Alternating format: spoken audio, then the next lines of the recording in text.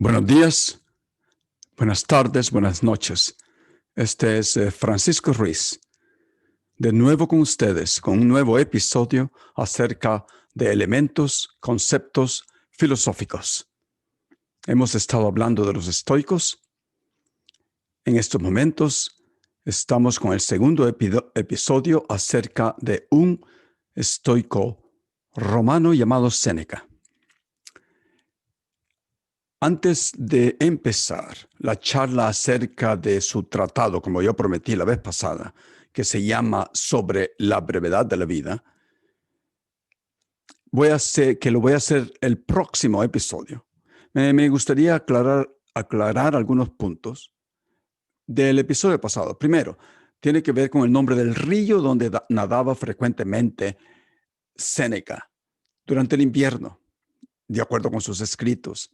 Ese río era obviamente el Tíber, el río que cruza la ciudad de Roma. No se llama el río Sena, como se me escapó decir en el previo episodio. Que el faux pas, dijeron los franceses. El río Sena cruza la ciudad de París, no Roma, ¿ok? El segundo dato que quiero aclarar es que las guerras civiles mencionadas en el episodio pasado, que duraron como 200 años, yo me estaba refiriendo a la segunda de esas guerras, que fue la que ocurrió entre Julio César y Pompeyo Magno, en la mitad del siglo antes de Cristo. Y el tercer punto tiene que ver con las fuentes históricas, porque hay que aclarar algunos puntos aquí, bases para entender la vida de Séneca. Mucha información sale de sus propios escritos o deducida de ellos. Otra información viene de los escritores contemporáneos de Séneca, principalmente de los historiadores romanos que escribieron acerca de la vida de los emperadores y de sus mandatos. Hay varios datos, como es de esperar, divergentes acerca de la muerte de Séneca, que fue el último punto al que me referí en el episodio pasado, de las razones, de las causas de su muerte. Algunas fuentes escriben que fue a causa de haber cometido adulterio con alguna de las esposas de Nerón. No estoy seguro de eso. Otros dicen que Séneca fue parte de un complot. Casi la mayoría menciona que fue parte de un complot para asesinar a Nerón. Y Nerón lo acusó de traidor, de traición. Nerón lo manda a que se suicide.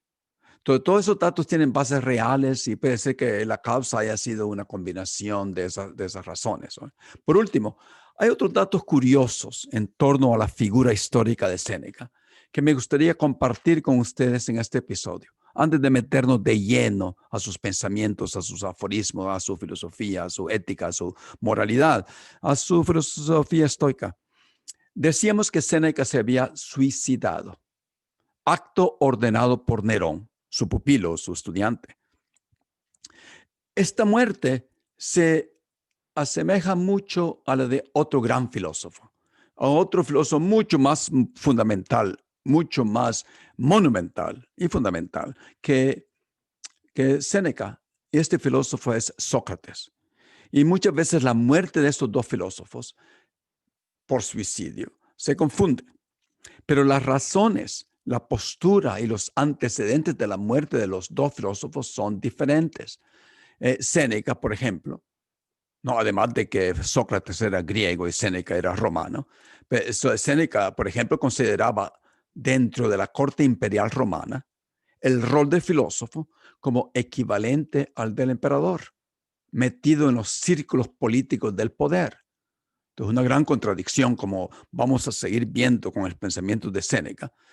Un estoico con lujos y un estoico con poder es algo que es una paradoja. Los antecedentes de la muerte de Sócrates, por otro lado, son desprovistos de una proximidad a las esferas del poder político de Atenas. Para ilustrar este punto un poco de la diferencia, es que hay un historiador mencionado en el episodio pasado llamado Tácito, que escribió unos anales de historia, comenzando con la muerte de Augusto y después siguió con el mandato de Tiberio, con Calígula, con Claudio y Nerón. Y dicho sea de paso, fue el primer historiador que menciona a Cristo en relación con la persecución de los cristianos mandada por Nerón. Escribe también acerca de Séneca. Tácito también escribe acerca de Séneca. Como ya sabemos, Séneca vivió bajo esos primeros emperadores. Entonces, Tácito nos dice acerca de la muerte de Séneca, escribe acerca de la muerte de Séneca, la describe la muerte de Séneca, pero también comenta que no quiere transcribir en su narración de la muerte de Séneca sus últimas palabras, puesto que estas forman ya parte de sus obras públicas. Porque como sabemos, Séneca publicó extensamente durante su vida y estaba muy consciente acerca de sus publicaciones, y sus publicaciones eran leídas por los romanos cultos. Tácito también sugiere que el orgullo de Séneca lo haría aparecer como menos admirable que su antiguo modelo ateniense, Sócrates. Aunque Séneca, por otra parte, siguió el ejemplo de Sócrates al declarar que un hombre sabio dedica su vida entera a aprender cómo morir. Tota vita decendum est mori. Ese es acerca de la brevedad de la vida, que vamos a hablar de ese tratado en el próximo episodio. Otro dato que me gustaría compartir con ustedes: Sócrates y Séneca se confunden también en algunas pinturas de los museos de Europa y de Nueva York, porque los dos son pintados en el momento de su muerte, por suicidio. Pero hay que recordar que Sócrates es mandado por los gobernantes de Atenas en ese tiempo, los llamados 30 tiranos. La causa dicha fue por impiedad pública respecto a los dioses y corrupción de la juventud. Pero en el caso de Séneca, por supuestamente, es por haber sido un traidor o por haber cometido adulterio. Entonces, la vida y la muerte de Sócrates, por otro lado, están entrelazados con su propia filosofía. La de Séneca, no estoy seguro si su propia vida está alineada con su propia filosofía de estoicismo. Y, por supuesto, que está más entrelazada con una preponderancia de su vida política. Y como ya sabemos, la política, el asumir poder, es un negocio sucio. Bueno, como hemos visto claramente y transparentemente en Washington esta semana, Séneca, como un filósofo metido en la política de un violento imperio romano, especialmente asesorando a uno de los más brutales y violentos emperadores como Nerón. Séneca creo que tuvo que cuestionarse muchas veces si lo que estaba haciendo era una conducta de un verdadero hombre sabio. Séneca, repito, llega a ser tan poderoso y conocido como casi el emperador mismo. Entonces su vida está llena de bastantes cuestionamientos, de replanteamiento de su propia filosofía, de concesiones que él tiene que hacer, de algunas negociaciones complejas que él tiene que hacer entre filosofía, entre teoría y la práctica de un estoico, que es esencialmente cómo vivir una vida feliz y calmada y tranquila. Entonces Séneca, como veremos, está siempre debatiendo entre algo ideal, que escribe mucho, pero también agoniza acerca de su propia vida real. Entonces, entre su filosofía y su política, entre la virtud, que es el objetivo esencial para todo estoico, y el dinero, que definitivamente es reprobado por la filosofía estoica. Entonces, Séneca puede considerarse como un ejemplo.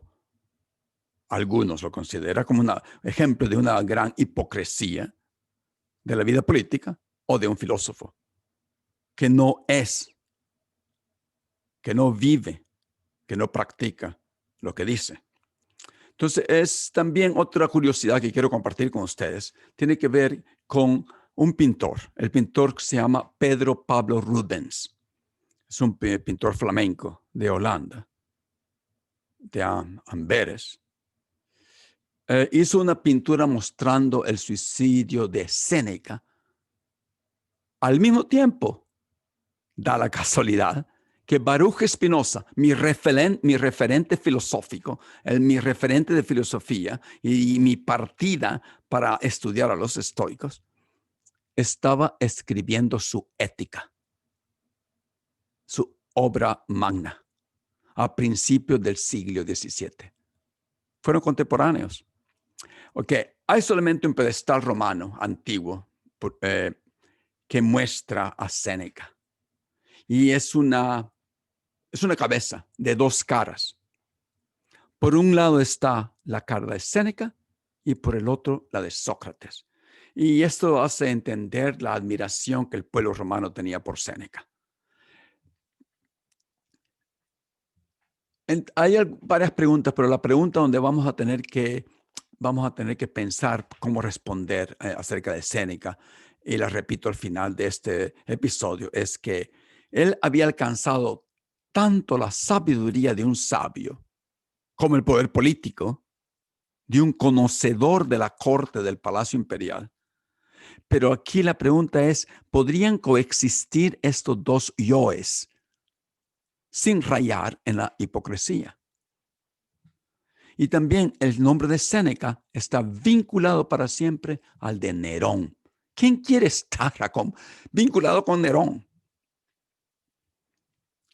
Al final, para terminar esta breve reseña de la vida de Séneca, quiero decir que Séneca abogó por un modelo de estoicismo mucho más igualitario, en el que cada persona, o al menos cada hombre, de acuerdo con sus cartas que escribió, 114 cartas a uno de sus amigos, es la fuente de su propio éxito. Entonces, sus escritos filosóficos vuelven una y otra vez sobre el tema de la autonomía. El sabio estoico ideal de Séneca no depende de nadie, es siempre libre, siempre feliz y no necesita ni de nada ni de nadie. Gracias por escucharme y nos vemos pronto en el próximo episodio. Hablaremos y comenzaremos de lleno con la filosofía de Séneca, con varios tratados que vamos a discutir, vamos a hablar aquí, pero vamos a empezar con el tratado titulado Sobre la brevedad de la vida. Muchas gracias por escucharme y nos vemos pronto.